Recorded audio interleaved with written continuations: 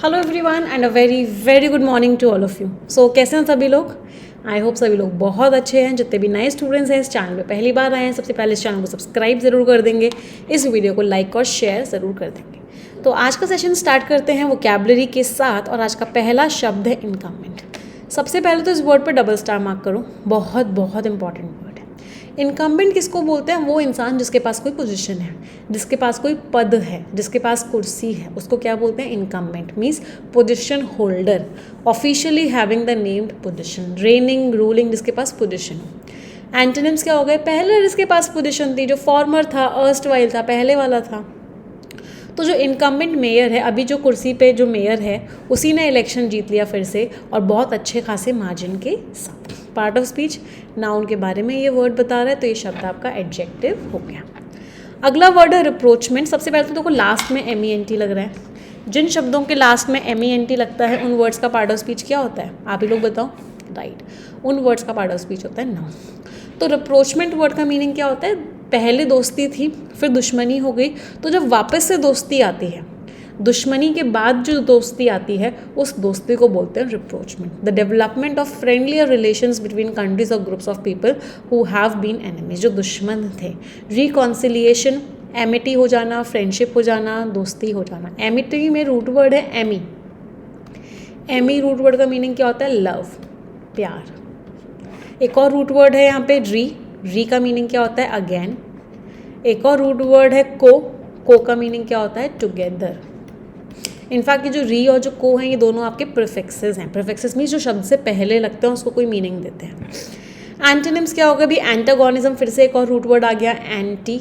Anti का meaning क्या होता है? अगेंस्ट। तो एंटागोनिज्म है, इसका मतलब क्या है? दुश्मनी है। हॉस्टिलिटी है, दुश्मनी है। कुछ वर्ड्स और देख लेते हैं इन दोनों के। एंटागोनिज्म हो गया, हॉस्टिलिटी हो गया। एक और वर्ड होता है जिसको हम बोलते हैं एक्रीमनी। इसमें रूट वर्ड क्या है? एक्र। एक्र रूट वर्ड का मीनिंग होता है खराब। तो एक्रीमनी इज ऑल्सो दुश्मनी। मैं तेरा दुश्मन, दुश्मन तू मेरा, तो मतलब मैं मेरे और तुम्हारे बीच में क्या है? एक्रीमनी है। एक और वर्ड देखते हैं बेलिजरेंस। बेलिजरेंस वर्ड का मीनिंग भी क्या होता है? दुश्मनी। इसमें एक और रूट वर्ड कौन सा है? बेली। बेली रूट वर्ड का मीनिंग क्या होता है? वॉर या फिर जंग। तो फैमिली गैदरिंग्स जो हैं एक चांस देती हैं कि रिलेटिव्स जो हैं फिर से दोस्त बन जाएं। अगले शब्द पे आते हैं कॉन्स्ट्रेन करना। अगर आप किसी चीज़ को कॉन्स्ट्रेन कर रहे हो, उसका मतलब आप उसको रोक रहे हो, आपने उस पर कोई तरह की सीमा लगा दी है, आप उसको सीमित कर रहे हो। अब ये कॉन्स्ट्रेन्ड है तो देखो वर्ब की थर्ड फॉर्म है। अब वर्ब की थर्ड फॉर्म को तो एडजेक्टिव की तरह भी यूज़ कर सकते हैं, तो इसका मतलब क्या है? ये आपका एडजेक्टिव भी है। रिस्ट्रेन्ड है, लिमिटेड है, मीन्स एक सीमा है। एंटोनिम्स इनफाइनाइट है, कोई बाउंड्री नहीं है, कोई बाउंड्स नहीं है। बाउंडलेस है, मीन्स कोई सीमा ही नहीं है। तो जो कंस्ट्रेंट बजट था, जो कम बजट था, मतलब जो लिमिटेड बजट था, उसने हमारी चॉइसेस को भी कम कर दिया। हम ऑफिस रेनोवेट करवाना चाह रहे थे बट हमारे पास इतना बजट ही नहीं था, इसलिए हम बहुत अच्छे से नहीं कर पाए। किसी चीज़ को मॉडरेट करना मीन्स किसी चीज़ को कम एक्सट्रीम बना देना, टेम्पर कर देना, मिटिगेट कर देना। अभी मिटिगेट वर्ड आता है तो बहुत सारे सिनोनिम्स आ जाते हैं and it is one of the most important words. Examiner का फेवरेट वर्ड भी है ये। तो कौन कौन से वर्ड्स आते हैं हमारे दिमाग में? LA आता है, आप लोग भी बताने की कोशिश करोगे, राइट। प्लेकेट आता है, मॉलिफाई आता है, एमेलियोरेट आता है, एसुएज आता है। इन सारे शब्दों का मीनिंग क्या होता है? किसी का दर्द कम करना, किसी को सुकून देना, किसी चीज़ को मॉडरेट करना। एंटोनिम्स कंपाउंड कर दिया, बढ़ा दिया भाई। एस्केलेट कर दिया, बढ़ा दिया। एग्रावेट कर दिया, क्या किया? बढ़ा दिया। एग्जाकरबेट कर दिया, बढ़ा दिया। तो म्यूजिक का जो सुकून देने वाला इफेक्ट था, इसकी वजह से जो रूम में टेंशन थी वो कम हो गई। एक्शन की बात कर रहे हैं, वर्ब है। अब ये V1 + ING भी है, V1 + ING को भी एडजेक्टिव की तरह यूज़ कर लेते हैं, तो ये एडजेक्टिव भी है। अब देख रहे हो इस सेंटेंस में ये एडजेक्टिव की तरह यूज़ हुआ है। इस सेंटेंस में ये एडजेक्टिव की तरह यूज़ हुआ है। क्यों? क्योंकि ये नाउन के बारे में बात कर रहा है।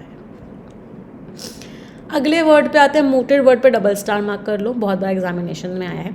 मूट मीन्स किसी चीज़ को आप डिस्कस कर रहे हो, किसी चीज़ को लोगों के सामने रख रहे हो डिस्कशन के लिए, दैट इज़ व्हाट मूट करना। सजेस्टेड समथिंग फॉर डिस्कशन, चक्कर नहीं आएगा, मैं सिर्फ प्रस्तुत करना, आप किसी चीज़ को सामने रख रहे हो। प्रपोज करना, ब्रोच करना मीन्स लोगों के सामने रखना। एंटोनिम्स, विदहेल्ड कर देना, रोक देना, रिट्रैक्ट कर देना, वापस ले लेना। तो टीम ने डिसाइड किया कि वो कौन से आइडिया को प्रस्तुत करेगी, वो आइडिया रखेगी कि उनका लोगो चेंज किया जाए। एक्शन की बात कर रहे हैं, part of speech is verb. सलायंस, लास्ट में ENC लग रहा है, that means part of speech कौन सा हो गया, नाउन है। सलायंस मीन्स वो चीज़ बहुत इंपॉर्टेंट है, उसका सलायंस है, इसका मतलब दैट इज़ उसका रेलिवेंस बहुत ज़्यादा है, उसकी इंपॉर्टेंस बहुत ज़्यादा है। रेलिवेंस, पर्टिनेंस मीन्स रेलिवेंस ही होता है, इम्पॉर्टेंस है उसकी क्या है, एप्टनेस है, मतलब वो चीज़ इंपॉर्टेंट है, सूटेबल है वहाँ पे। एंटोनिम्स क्या हो गए, इनएप्टनेस है, अनसूटेबिलिटी है, सूटेबल नहीं है। तो प्रेजेंटेशन के दौरान स्पीकर ने हाईलाइट किया कि भाई टीम वर्क की बहुत इंपॉर्टेंस है आपके सक्सेस के लिए। अगले शब्द पे आते हैं, कंसेंसस। फिर से को आ गया भाई। को का मीनिंग अभी हमने पढ़ा था, क्या होता है, टुगेदर। तो कंसेंसस मीन्स जिसमें सब लोगों की सर्वसम्मति है। सर्वसम्मति का मीनिंग क्या होता है, सब लोगों की सहमति है, सब लोग एक ही बात कह रहे हैं। दैट मीन्स कंसेंसस अचीव हो चुका है। पार्ट ऑफ स्पीच क्या है, नाउन है। अग्रीमेंट, सबका व्यू पॉइंट क्या है, व्यू पॉइंट्स आगे सेम लिख लो, सेम व्यू पॉइंट है सबका। एंटोनिम्स क्या हो गए, डिसेंशन है, लोगों के बीच में अग्रीमेंट नहीं है, सब लोग अलग अलग बात कर रहे हैं। डिस्कॉर्ड है, डिसअग्रीमेंट है। एक और वर्ड क्या लिख सकते हैं, डिसअग्रीमेंट है। एक और शब्द लिख सकते हैं, पोलैरिटी है। पोलैरिटी का मीनिंग क्या होता है, आधे लोग कुछ कह रहे हैं, आधे लोग कुछ कह रहे हैं। तो टीम जो है एक कंसेंसस पे पहुंच गई, सबकी सहमति बन गई कि मंडे मॉर्निंग्स बेस्ट टाइम नहीं होता मीटिंग्स के लिए। चलो कुछ फॉरेन ऑरिजिन के वर्ड्स देखते हैं। स्टेटस को, डबल स्टार मार्क करो। स्टेटस को मीन्स जो प्रेजेंट आपकी सिचुएशन है, जो प्रेजेंट कंडीशन है, उसको हम क्या बोलते हैं, स्टेटस को। कुछ फ्रेजल वर्ब्स यूज़ हुई हैं। वे ऑन, अगर आप किसी के ऊपर वे ऑन कर रहे हो, इसका मतलब क्या, उसका भार बढ़ा रहे हो। उसको वेट का मीनिंग क्या होता है, भार। आप किसी का भार बढ़ा रहे हो मतलब उसको टेंशन दे रहे हो भाई, उसको चिंता कर दे रहे हो। ड्रॉ अपॉन, जो आपके पास है उसमें से आप खींच रहे हो। ड्रॉ का मीनिंग क्या होता है, खींचना किसी चीज़ को। तो ड्रॉ अपॉन, आपके पास कुछ है, आप उसमें से यूटिलाइज कर रहे हो, उस चीज़ को यूज़ कर रहे हो। प्ले डाउन, डाउन आ गया, किसी की वैल्यू को कम कर रहे हो, किसी की इंपॉर्टेंस को कम कर रहे हो, आप उसको प्ले डाउन कर रहे हो। अबाइड बाय, आप उस चीज़ को फॉलो कर रहे हो, you are following a rule, you are following an order, abide by. Push for, why don't you push for it, मतलब तुम क्यों नहीं डिमांड करते हो उसको, क्यों नहीं अपने एफर्ट्स लगाते हो उसको और डिमांड करने के लिए। तो push for is demand something repeatedly. समझ आई फ्रेजल वर्ब्स। दो इडियम्स यूज़ हुई हैं। Cast a shadow on, shadow जो होता है ना, इसको एक नेगेटिव वर्ड मानते हैं बेटा। तो अगर आपने किसी के ऊपर शैडो डाल दी, इसका मतलब क्या है, कोई अच्छी चीज़ हो रही थी, आपने उसको ख़राब कर दिया। To spoil a good situation with something unpleasant, कुछ अच्छा हो रहा था, आपने उसमें भंग डाल दिया। Bone of contention, Kashmir is the bone of contention between India and Pakistan. Bone of contention का मीनिंग क्या हो गया, झगड़े की जड़। अ सब्जेक्ट और issue over which there is continuing disagreement, झगड़े की जड़ बना हुआ है, लड़ाई उसी बात पे बार बार हो रही है। समझ आई सभी को वोकैबुलरी, एवरीवन। चलो अब हम आते हैं आज के आर्टिकल पे, और इस आर्टिकल को हम रीड करेंगे। तो पहला आर्टिकल रीडिंग होगी, दूसरा आर्टिकल स्किमिंग होगी। तो आर्टिकल क्या है, हिस्टोरिक हियरिंग। हिस्टोरिक का मतलब क्या होता है, इम्पॉर्टेंट। कोई चीज़ हिस्टोरिक है, इसका मतलब क्या, उसका बहुत ज़्यादा इम्पोर्टेंस है। हियरिंग, कोर्ट की हियरिंग की बात हो रही है। A provisional order by ICJ on Israel, तो जो इंटरनेशनल कोर्ट ऑफ जस्टिस है उसने एक प्रोविजनल ऑर्डर दिया। प्रोविजनल का मीनिंग क्या होता है, अभी फाइनल नहीं है। वो इजराइल को लेकर जो ऑर्डर दिया है, will cast shadow. Cast shadow का मतलब क्या है, उसके ऊपर नेगेटिव इम्पैक्ट डालेगा। किसके ऊपर नेगेटिव इम्पैक्ट डालेगा, ऑन लेजिटिमेसी, कि उसकी जो वॉर चल रही है, उसकी जो जंग चल रही है, वो कितनी सही है। लेजिटिमेसी मीन्स कितनी लीगल है, कितनी सही है। तो उसकी वॉर को वो जो कह रहा है कि वो सही है, तो ICJ का जो ऑर्डर आया है वो उसके ऊपर नेगेटिव इम्पैक्ट डालने वाला है। चलो आर्टिकल पढ़ते हैं, फिर समझेंगे। रीड इट एवरीवन, सभी लोग रीड करेंगे।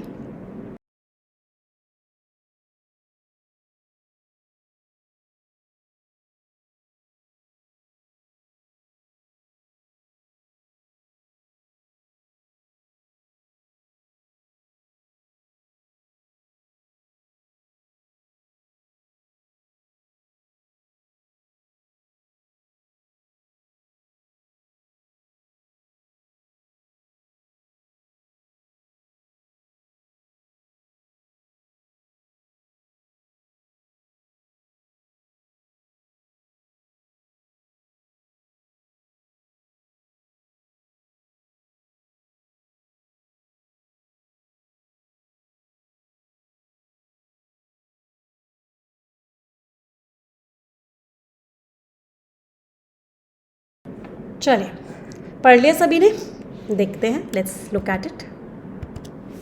What ever the outcome, outcome means result, कुछ भी रिजल्ट रहा हो of the preliminary, preliminary means first level की,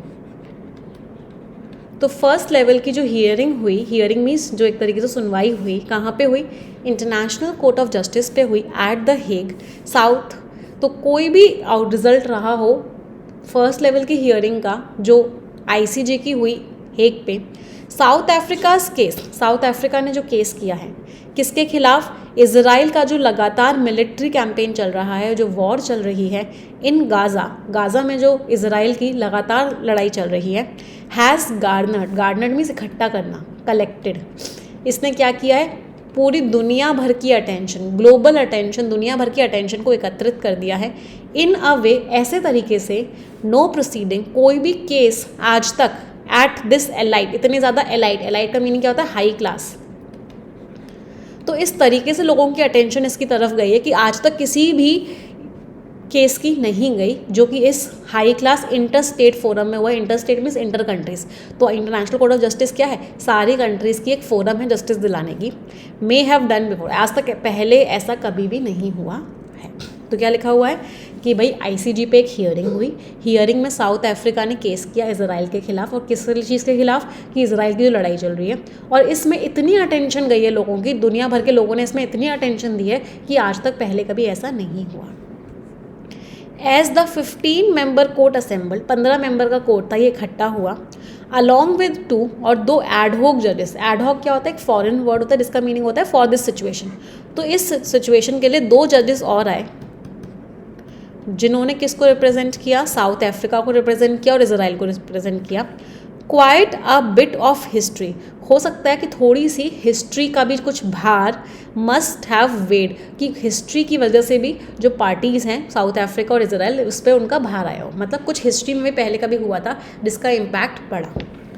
of the 2 countries on either side of this dispute, इस लड़ाई के दोनों तरफ जो कंट्रीज़ थी, एक तरफ साउथ अफ्रीका है, एक तरफ इजराइल है, ओवर वेदर, किस टॉपिक के ऊपर, कि जो गाज़ा वॉर है, ये जो जंग चल रही है, इज़ एम्ड एट, ये इसका मकसद क्या है, वाइपिंग आउट द पीपल, लोगों को ख़त्म कर देना, वाइपिंग आउट मीन्स एकदम ख़त्म कर देना, इरेज कर देना। वन हैज़ लेफ्ट बिहाइंड, तो साउथ अफ्रीका जो है उसने अपने किस चीज़ को पीछे छोड़ दिया, अपार्थीड पास्ट। अपार्थीड पास्ट का मीनिंग क्या होता है, आप लोगों को याद होगा कि साउथ अफ्रीका में क्या हुआ करता था, साउथ अफ्रीका में रेसिज्म बहुत था, racism means black and white बहुत होता था, और वहाँ के ब्लैक लोगों को या बहुत ज़्यादा डिस्क्रिमिनेशन का झेलना पड़ता था। तो साउथ अफ्रीका ने इस पास्ट को पीछे छोड़ा है, बट बिलीव्स, लेकिन साउथ अफ्रीका को क्या विश्वास है, साउथ अफ्रीका को ऐसा लगता है कि जो अदर है, अदर मीन्स इजराइल जो है, वो प्रैक्टिस कर रहा है 75 ईयर्स ऑफ अपार्थीड, 75 ईयर्स से डिस्क्रिमिनेशन कर रहा है, भेदभाव कर रहा है, किसके खिलाफ भेदभाव कर रहा है, पैलेस्टीनियन पीपल, पैलेस्तीन के लोगों के खिलाफ, और कब से कर रहा है, 1948 से कर रहा है। तो पूरे पैराग्राफ की समरी क्या है कि भाई साउथ अफ्रीका ने एक केस किया है, ये केस आईसीजी पे गया है, और इसका जो आउटकम है कुछ भी हो, लेकिन ऐसा आज तक केस हुआ नहीं है, इतना ज़्यादा अटेंशन ग्रास्प करने वाला केस आज तक नहीं हुआ है। 15 लोग इसमें बैठे थे, 2 जजेस भी थे जो साउथ अफ्रीका और इसराइल को रिप्रेजेंट कर रहे थे। हिस्ट्री का भी इम्पैक्ट पड़ा है, साउथ अफ्रीका अपने उस अपार्थीड पास से बाहर आ गया, लेकिन साउथ अफ्रीका को लगता है कि इसराइल अभी भी उस चीज़ को कर रहा है। समझ आया फर्स्ट पैराग्राफ सभी को? चलो ग्रामर देखते हैं, let's look at some grammar. मैं कुछ क्वेश्चंस पूछूंगी, आप मुझे आंसर देंगे। एक तो मुझे प्रोसीडिंग का पार्ट ऑफ स्पीच बता दो, एक मुझे ये बता दो 15 मेंबर कोर्ट क्यों लिखा है, मेंबर्स क्यों नहीं लिखा। एक मुझे क्वाइट और क्वाइट इन दोनों वर्ड्स में डिफरेंस बता दो। एक मुझे ये बता दो ये एक्टिव वॉइस है या पैसिव वॉइस है। ये मुझे बता दो एक्टिव वॉइस है या पैसिव वॉइस है। ये प्रैक्टिसिंग क्यों लिखा हुआ है, प्रैक्टिसिंग क्यों नहीं लिखा हुआ है, यहाँ पे एस क्यों है, सी क्यों नहीं है। और एक ये मुझे बता दो कि इस टेंस में ऑथर ने मिस्टेक क्या करी है। चलो बात करते हैं फर्स्ट क्वेश्चन की, प्रोसीडिंग। प्रोसीडिंग क्या है, नो प्रोसीडिंग, नो एक एडजेक्टिव है, एडजेक्टिव नाउन के बारे में बताता है, तो प्रोसीडिंग नाउन है। अगर आप इसको ध्यान से देखोगे तो V1 + ING है जो कि किसका रोल प्ले कर रहा है, नाउन का। जब भी V1 + ING नाउन का रोल प्ले करता है इसको हम जेरेंड बोलते हैं। तो प्रोसीडिंग क्या है, जेरेंड है। 15 member court, number unit noun. जब भी नंबर यूनिट नाउन होता है या नंबर यूनिट एडजेक्टिव होता है, यूनिट हमेशा सिंगुलर आती है, इसलिए यहाँ पे मेंबर लिखा हुआ है। क्वाइट का मीनिंग होता है अच्छा खासा, क्वाइट मीन्स अच्छा खासा। और जो क्वाइट होता है, क्वाइट, इसका मीनिंग होता है शांत हो जाओ, कीप क्वाइट, शांत हो जाओ। ये क्वाइट एडजेक्टिव होता है, जबकि ये जो क्वाइट होता है ये एडवर्ब होता है। Must have with active voice है। पैसिव वॉइस क्या होता है इसका, must have plus been plus verb की थर्ड फॉर्म। तो अगर मस्ट हैव बीन समथिंग होता तो वो पैसिव वॉइस होता, यहाँ पे ये एक्टिव वॉइस है। इज एम्ड, इसके साथ वर्ब की थर्ड फॉर्म लग रही है, पैसिव वॉइस है। प्रैक्टिसिंग जो होता है वर्ब होता है, तो V1 प्लस ING तो वर्ब का ही है, तो ये वर्ब यूज़ होगी। जो CE वाला होता है प्रैक्टिस, वो एक नाउन होता है। यहाँ पे सिंस 1948 लिखा हुआ है। जब भी सिंस या फॉर लगा हुआ होता है और वो टाइम के बारे में बात करते हैं, तो जो हम टेंस यूज़ करते हैं वो परफेक्ट होता है या परफेक्ट कॉन्टिन्यूस होता है। तो यहाँ पे इस प्रैक्टिसिंग नहीं आएगा, यहाँ पे क्या आएगा, हैज़ बीन प्रैक्टिसिंग। तो दूसरा जो है वो प्रैक्टिस कर रहा है, तो has been practising 75 years of apartheid. जिन लोगों को ये कॉन्सेप्ट में से कोई कॉन्सेप्ट समझ में नहीं आया है, please refer 120 rules of grammar. आप लोगों का धर्म है एक बार 120 रूल्स ऑफ ग्रामर को कंप्लीट करने का। चलो नेक्स्ट पैराग्राफ रीड करेंगे सभी लोग।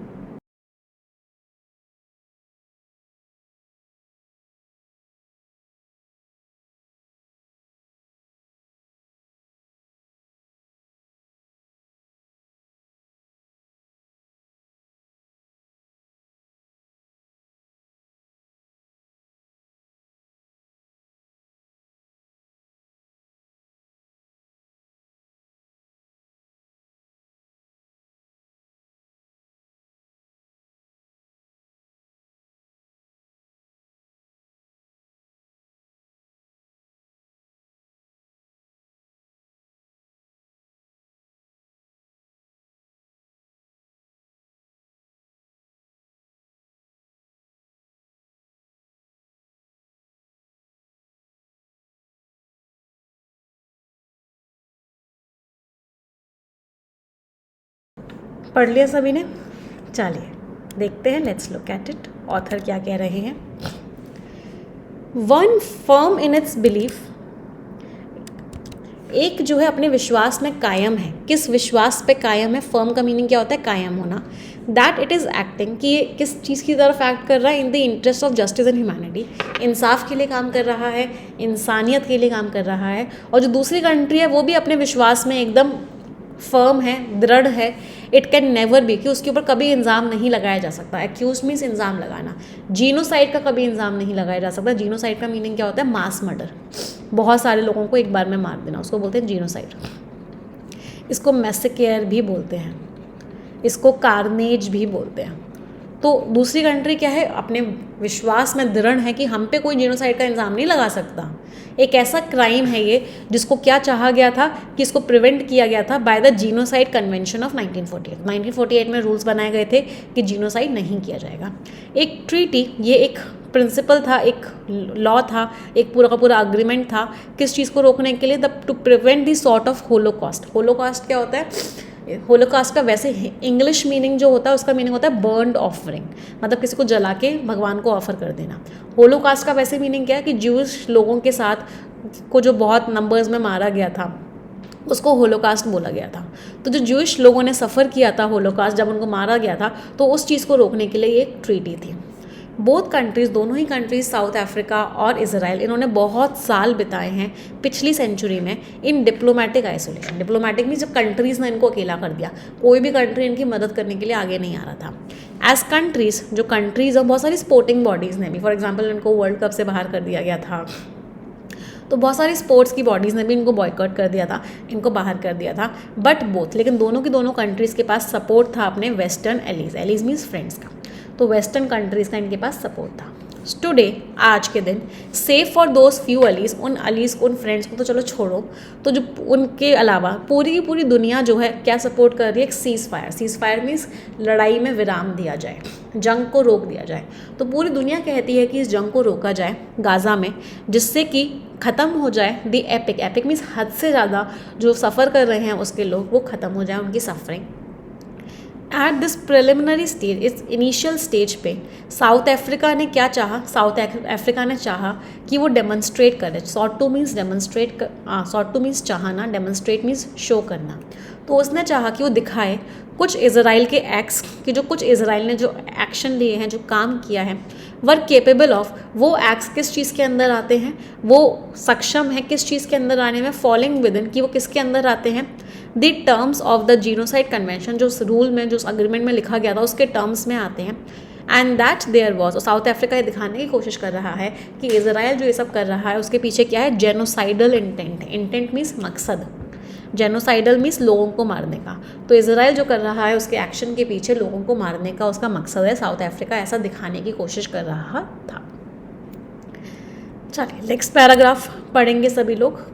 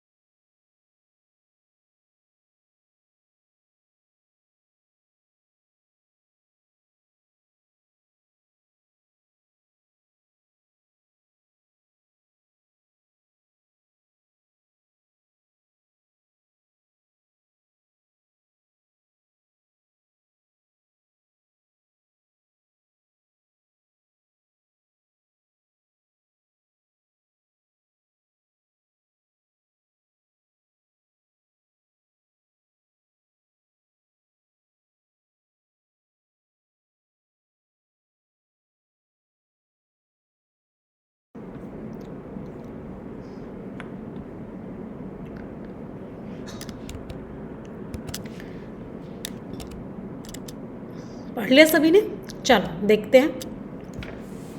It's relied on data, relied means dependent था, वो उस डेटा पे डिपेंडेंट था जो डेथ्स का हुआ, डिस्ट्रक्शन का हुआ, तबाही हुई, लोगों को मारा गया, एंड द कोलैप्स ऑफ, और जो ख़त्म कर दिया गया सिविलियन लाइफ को, लोगों की ज़िंदगियों को, पूरे पूरे हेल्थ इंफ्रास्ट्रक्चर को, हॉस्पिटल पे अटैक किया था, आप लोगों को याद होगा गाज़ा में। इट ड्रू अपॉन, उसने फ़ायदा उठाया उन स्टेटमेंट्स का जो एट्रीब्यूटेड थे, जो एट्रीब्यूट का मतलब क्या है, किसी को एट्रीब्यूट करना मीन्स उसका होना वो चीज़। तो वो स्टेटमेंट्स जो किसके थे, कि इजरायली गवर्नमेंट फिगर्स के थे। की मीन्स इंपॉर्टेंट, तो इंपॉर्टेंट जो वहाँ के गवर्नमेंट ऑफिशियल्स थे, ऑफिसर्स थे, उनके जो स्टेटमेंट्स थे उससे भी उसने कुछ ना कुछ चीज़ें निकाली।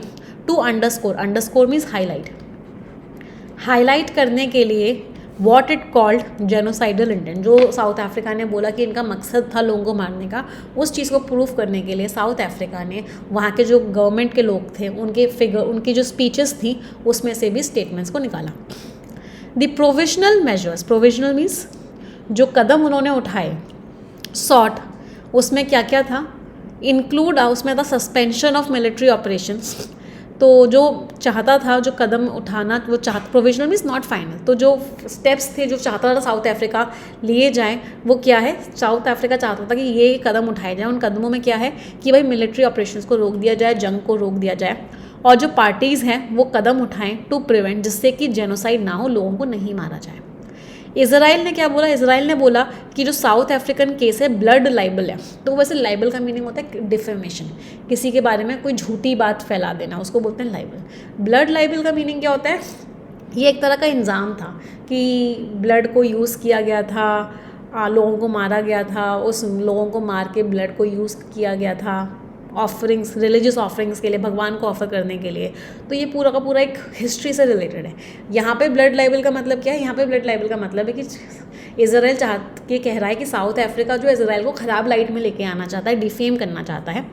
बिफोर द हियरिंग से पहले इजराइल ने ऐसा बोला, बट क्या चाहा उसने एक केस बनाना चाहा इजराइल ने कि जो गाज़ा में जो ऑपरेशंस कर रहा है, जो वॉर कर रहा है, जो लोगों को मार रहा है, वर अ लेजिटिमेट रिस्पॉन्स, ये एक सही रिस्पॉन्स है, वो बिल्कुल सही कर रहा है, बिल्कुल लेजिटिमेट कर रहा है, बिल्कुल सही है। क्योंकि किसके रिस्पॉन्स है, किसका, ये उसने क्यों किया ऐसा, क्योंकि टेररिस्ट अटैक हुआ था अक्टूबर 7 को पिछले साल की उसके यहाँ। It play down means value कम कर दी, इंपॉर्टेंस कम कर दी, the relevance of its leaders statements, जो लीडर्स के स्टेटमेंट्स को साउथ अफ्रीका ने यूज़ किया था अपना केस को स्ट्रॉन्ग करने के लिए, इजराइल ने उन स्टेटमेंट्स की ही वैल्यू डाउन कर दी और उनको बोला वो तो सिर्फ स्पीचेस थी। कॉल देम मियर, मियर मीन्स सिर्फ, ओनली, रिटोरिक मीन्स स्पीचेस, तो सिर्फ स्पीचेस थी, अब उसको कैसे सबूत मान सकते हो, ऐसा इजराइल ने बोला। समझ आ रहा है सभी को आर्टिकल? लैंग्वेज आज थोड़ी सी टफ है बट आई होप सभी को समझ में आ रही है। येस और नो माई चैम्पियंस? चलिए लास्ट पैराग्राफ पढ़ेंगे सभी लोग। Everyone please read it.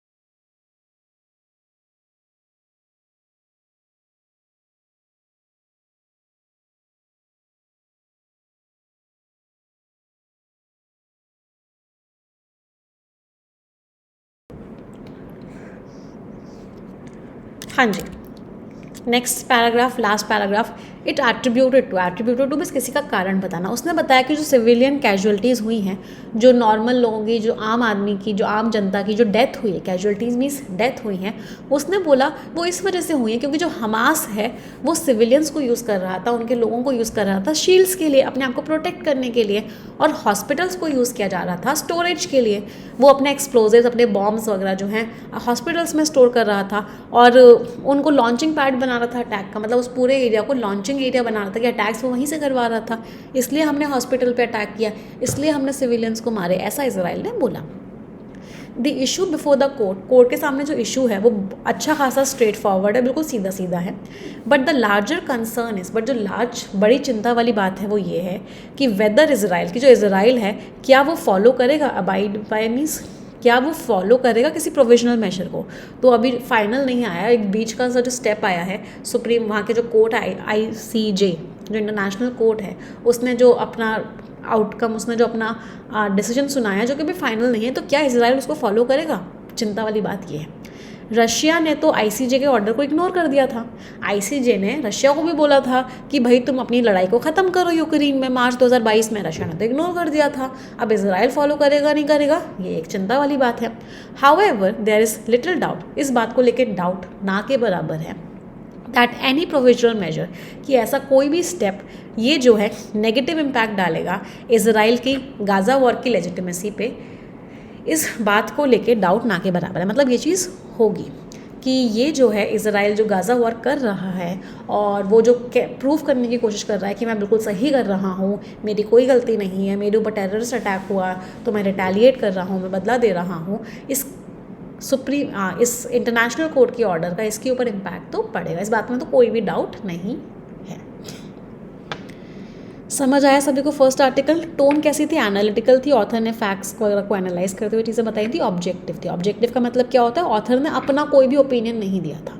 Objective tone होती है जब जैसा जैसा हुआ आपने बिल्कुल वैसा वैसा बता दिया, उसको बोलते हैं ऑब्जेक्टिव टोन। सब्जेक्टिव टोन होती है जब आप अपना ओपिनियन भी उसके अंदर डालते हो। तो ऑथर ने कहीं अपना ओपिनियन तो दिया ही नहीं, सिर्फ फैक्ट्स के बेसिस पे पूरा का पूरा पैसेज बता दिया।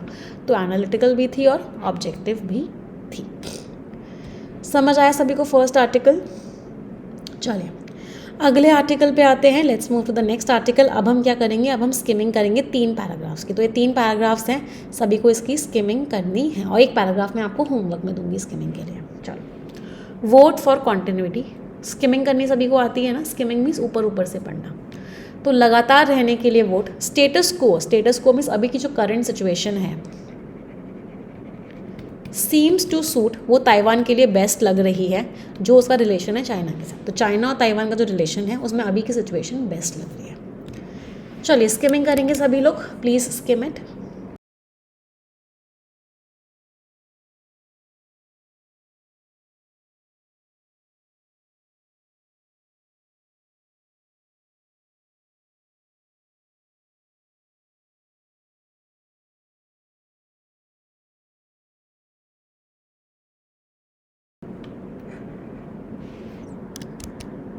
चलिए देखते हैं क्या लिखा हुआ है। तो डेमोक्रेटिक प्रोग्रेसिव पार्टी जीत गई ताइवान के इलेक्शंस में, तीसरी बार जीती है। ये दिखाता है कि भाई कॉन्टिन्यूटी बनी हुई है, 3 बार एक ही पार्टी जीत रही है। तो ज़्यादातर लोग जो हैं, लोगों ने उन्हीं को वोट किया है। और जो क्या फेवर करते हैं वोटर्स, ये फेवर कर रहे हैं कि जो कमज़ोर रिलेशंस हैं चाइना के साथ, उनमें स्टेटस को मेंटेन रहे, चीज़ें वैसी की वैसी बनी रहें, कोई चेंज ना आए, और ताइवान का जो स्टेटस है वो मेंटेन रहे। रिजल्ट्स में क्या होगा कि जो वाइस प्रेसिडेंट हैं ये टेक ओवर कर लेंगे अभी जो करंट प्रेसिडेंट हैं उनसे, क्योंकि उन्होंने इनको हरा दिया था मेन अपोजिशन इसमें। जिसने क्या बोला था, KMT ने बोला था कि भाई चाइना के साथ दोस्ती कर लो। और जो न्यू कमर है Ko Wen je Taiwan People Party से, ये जो पार्टी एक नई इमर्जिंग आगे बढ़ती हुई पॉलिटिकल फोर्स है जिसने इन दोनों की डुओपोली को तोड़ दिया था। तो बेसिकली क्या लिखा हुआ है कि ताइवान में 2 पार्टीज़ होती थी, एक DPP होता था, एक KMT होता था। DPP क्या हो गया है, इस बार जीत गया है, तीसरी बार जीता है। एक और पार्टी सामने आई है और वो पार्टी क्या है, न्यू कमर आए हैं TPP, एक तीसरी पार्टी और सामने आई है, ये न्यू कमर है। ये जो है अच्छी खासी, पहले डुओपोली चलती थी, यही 2 पार्टी चलती थी, अब ये आ गई है और बोला है कि भाई जो भी करंट स्टेटस है वही मेंटेन रहे, कोई भी चेंजेस ना आए। चलो, तो DPP ने किसको हरा दिया, KMT को हरा दिया। और क्या लिखा हुआ है, TPP भी सामने आई है, इसमें एक न्यू कमर है को वेन जे, ये सामने आए हैं। इसमें विलियम लाई चिंग जो हैं, ये अब चिंग टी, ये जो है चार्ज ले लेंगे, ये वाइस प्रेसिडेंट बन जाएंगे। पहले जो वाइस प्रेसिडेंट थे वो ये थे, और ये जो है ये ऑपोजिशन पार्टी के हैं जिनको हरा दिया गया। तो बेसिकली सबके नाम दिए हुए हैं। चलो नेक्स्ट पैराग्राफ स्किमिंग करेंगे।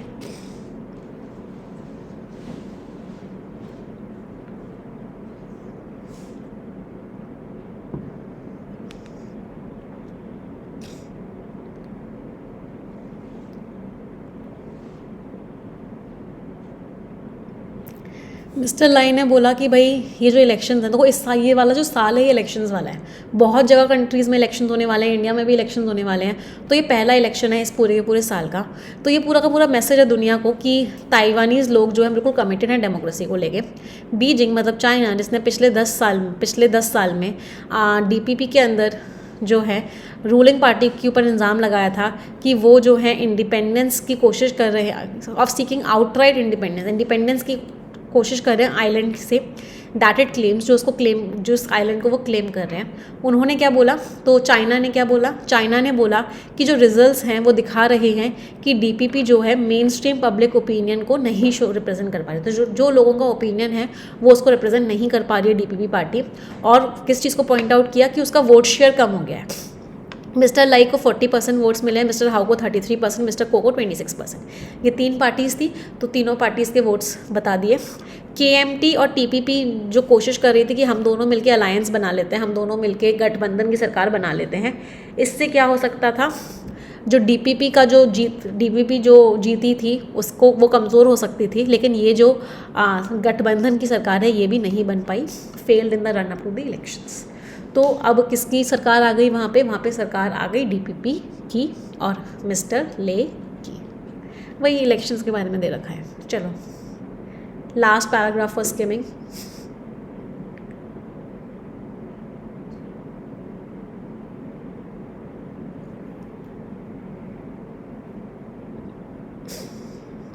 क्या लिखा हुआ है, DPP पावर में तो आ गई लेकिन इसकी पावर इतनी ज़्यादा नहीं रहेगी। क्यों?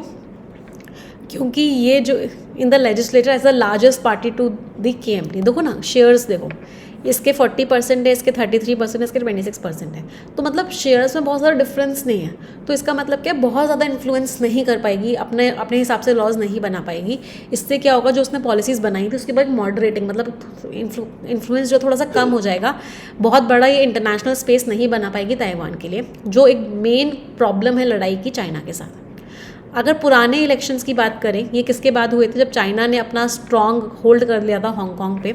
अगर इसको देखा जाए कि ये एक was seen as a referendum on the future, अगर इसको हम एक बेस माने कि आगे के जो रिलेशंस होंगे वो पुराने इलेक्शन के हिसाब से होंगे, और एक rejection of possible 1 country 2 systems, 1 country 2 system के रिजेक्शन को अगर माने, तो जो ताइवान का जो फ्यूचर है जिसको चाइना ने सामने रखा लेटेस्ट पोल्स में, लोकल इश्यूज़ में, इसमें इकोनॉमी भी आ गई, जॉब्स भी आ गई, तो ताइवान का जो फ्यूचर है वो क्या हो गया है, even has assumed increase reliance, वो बहुत ज़्यादा इंपॉर्टेंट हो गया है, even as the broad preference for continuing with the status quo remains. तो क्या लिखा हुआ है लास्ट लाइन में लिखा हुआ है कि हालांकि ताइवान को अभी देख के लग रहा है कि सब लोग चाहते हैं कि जो चीज़ें अभी हैं वो वैसी की वैसी रहें, स्टेटस को मेंटेन रहें, चीज़ें रहें, लेकिन अभी हमें ऐसा लग रहा है कि हो सकता है, अगर हम चाइना के हिसाब की बात माने, ताइवान में चेंजेस आ सकते हैं। चाइना ने जो पुट फॉरवर्ड किया है ताइवान के लिए, हो सकता है कि अब ये जो चीज़ है ये और ज़्यादा इंपॉर्टेंट हो जाए और ये जो चीज़ है इसकी इंपॉर्टेंस बढ़ जाए, मतलब हो सकता है ताइवान जो है अब चाइना के हिसाब से चीज़ें अपने अंदर मैनिपुलेट कर ले। लास्ट पैराग्राफ, इसको भी यहीं कर लेते हैं हम होमवर्क, मैं पता नहीं आप लोग करोगे नहीं करोगे। पिछले 10 सालों में बहुत टेंशन्स बढ़ी हैं, अब जो वोटिंग हुई है ये इंश्योर करेगी कि ये लड़ाइयाँ चलती रहेंगी।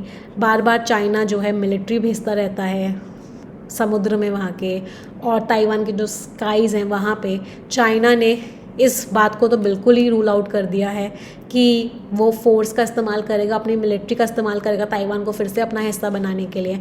हालांकि ज़्यादातर एक्सपर्ट्स ये कह रहे हैं कि ये जो इम्पैक्ट पड़ रहा है, नेगेटिव इम्पैक्ट पड़ रहा है इस लड़ाई का चाइना के लिए, ताइवान और जो रीज़न है वो चाइना को डेफिनेटली रोक देगा। इकोनॉमी पे इम्पैक्ट पड़ेगा चाइना की, ताइवान के साथ जो लड़ाई कर रहा है उसकी वजह से। ताइवान के वोटर्स ने डीपीपी को सपोर्ट किया है कि वो ताइवान की पॉलिटिक्स चलाते रहें। चाइना ने थ्रेट दिया था, चाइना ने धमकियाँ दी चीज़ें की, फिर भी ताइवान के लोग क्या चाहते हैं कि डीपीपी ही वहाँ को लीड करे, क्योंकि डीपीपी ही पार्टी है जो कहती है कि भाई हमें अपनी इंडिपेंडेंस चाहिए, हमें चाइना का हिस्सा नहीं बनना है, हमें अपना खुद का इन्फ्लुएंस चाहिए। ये दिखाता है कि जो चाइना जो कदम उठा रहा है ताइवान को कमज़ोर बनाने के लिए, उसका जो फ़ायदा है वो कम होता जा रहा है, चाहे जो पॉलिटिकली कदम जो उठा रहा है, चाहे वो मिलिटरली कदम जो उठा रहा है। तो पूरे पैराग्राफ का मेन आइडिया क्या था? यही था कि भाई चाइना जो है ताइवान के ऊपर अपना कंट्रोल बनाना चाहता है।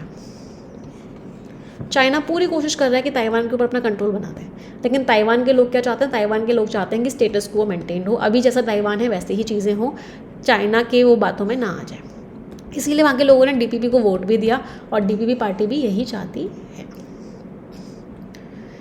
डिस्क्रिप्टिव क्वेश्चन सभी लोग रीड कर लेंगे, लेटर भी रीड कर लेंगे। चलिए, मैच द कॉलम्स, आंसर बताएंगे। डिसकंसर्टिंगली मीन्स एक ऐसे तरीके से कि आप परेशान हो जाओ। प्रिकेरिटी अनसर्टेनिटी है भाई। आउटलुक आपका नज़रिया क्या है, आगे चीज़ें कैसी हो सकती हैं। डिसकॉन्सोलेट जो इंसान नाखुश हो। सेट ऑफ किसी चीज़ को स्टार्ट करना। 4 1 5 3 एंड 2 स्कोर्स एवरीवन। 10 वर्ड्स हैं, इनमें से 3 वर्ड्स का मीनिंग सभी को कमेंट में लिखना ही लिखना है। Everyone has to write the meaning of at least 3 words in the comment section। सभी की जिम्मेदारी है, कोई भी बच्चा इस चीज़ को स्किप नहीं करेगा। अगर आप हिंदू में रोज़ आते हो तो आपको रोज़ मीनिंग्स लिखने ही लिखने हैं, ठीक है। चलो, तो आज का सेशन यहीं एंड करते हैं। एक हैबिट बना लो कि चाहे कुछ भी हो जाए, हिंदू एडिटोरियल का सेशन किसी का भी नहीं छूटना चाहिए। इसको भी रोज़ करोगे तो वोकैबुलरी इंप्रूव होना स्टार्ट हो जाएगा, रीडिंग स्किमिंग इंप्रूव होना स्टार्ट हो जाएगा, इंग्लिश अच्छी होना स्टार्ट हो जाएगी। जो बच्चे मुझसे कंप्लीट इंग्लिश पढ़ना चाहते हैं वो सभी बच्चे परफेक्शन बैच को ज्वाइन कर लेंगे। येस ऑफिसर एप्लीकेशन पे आपको परफेक्शन का बैच मिल जाएगा, ग्रामर भी मिल जाएगी, पूरा परफेक्शन बैच भी मिल जाएगा। कोड आप लगाओगे निमिषा, आपको मैक्सिमम डिस्काउंट भी मिल जाएगा। तो अगर आप कोड लगाते हो Nimisha, you will get maximum discount also. अगर आप इंग्लिश पढ़ना चाहते हो तो आप इंग्लिश का एक्सक्लूसिव ले सकते हो। अगर आप कंप्लीट तैयारी करना चाहते हो, सारे सब्जेक्ट्स पढ़ना चाहते हो best of the best faculty से, तो आप कंप्लीट भी ले सकते हो। यस ऑफिसर पे आपको ये मिल जाएगा। वीडियो के डिस्क्रिप्शन में आपको लिंक्स भी मिल जाएंगे। कोई डाउट होता है, कोई क्वेरी होती है, इस वीडियो के डिस्क्रिप्शन में एक फॉर्म दिया हुआ है, उस फॉर्म को फिल कर दो, टीम आपको कॉल करेगी, आपके सारे डाउट्स एंड क्वेरीज का आंसर देगी। ये टेलीग्राम चैनल है, इसको ज्वाइन कर लो, यहाँ पे आपको PDF मिल जाएगी, ठीक है। चलिए, आज का सेशन यहीं एंड करते हैं। Thank you everyone.